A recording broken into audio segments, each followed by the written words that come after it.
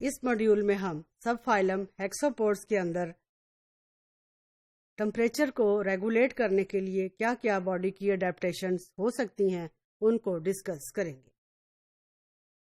بہت سارے اینیملز جو ہیں یہ باڈی کے ٹمپریچر کو ریگولیٹ کرتے ہیں with the help of their behaviour such as کچھ اینیملز جو ہیں they will must be requiring sun to cool down their extra heat and most of the animals جن کے اندر بہت زیادہ ہائی باڈی ٹمپریچر ہے they must be seeking the shade or other moist habitat where they can go and cool down their body temperature.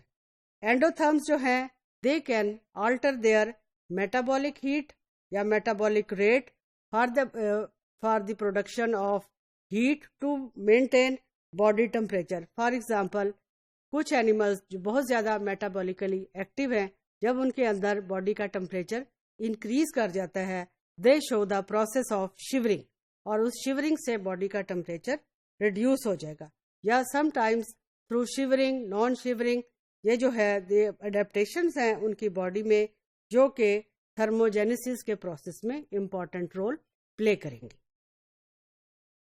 ویسو construction shrinking ویسو dilation. ویسو construction کیا ہے؟ Vessels کا shrink ہونا.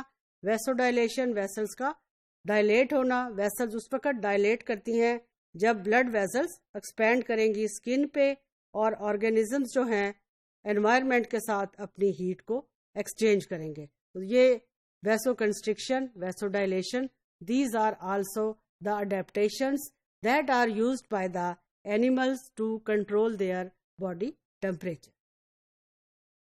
اسی طرح سے ایک اور میکینزم ہے ٹمپریچر کو کنٹرول کرنے کا جس کو ہم کہیں گے counter current heat gas exchange.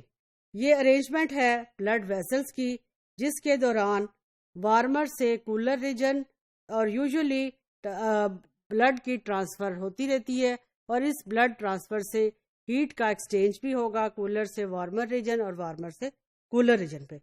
کچھ اینیملز ایسے بھی ہیں جو کہ باڈی انسولیشن کو یوز کریں گے یا ان کے اندر ایویپوریشن کا پروسیس بھی ہوگا اور یہ ایویپوریشن کے جو میکانزم ہیں اس میں آ جاتے ہیں سویٹننگ پینٹنگ اور یہ سویٹننگ اور پینٹنگ کا پروسیس جو ہے that is also useful for temperature regulation in the body.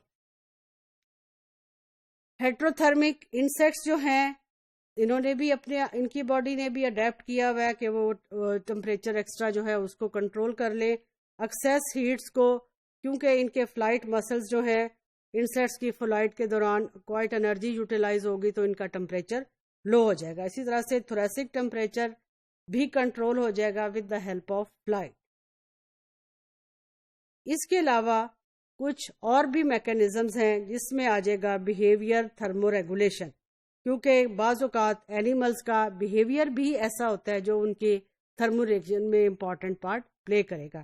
کچھ اینیملز ایسے ہیں they normally show the basking in the sun that is helpful in regulation of their body temperature. These are the some of the animals that are showing the behavioral adaptations to regulate their temperature.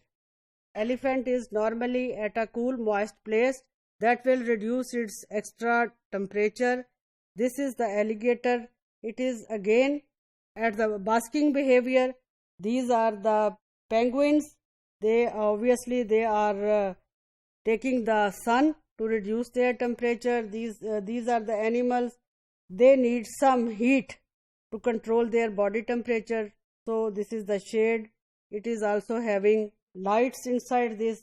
This light will be reflected on their bodies and this will maintain their temperature and will provide heat to control their body temperature.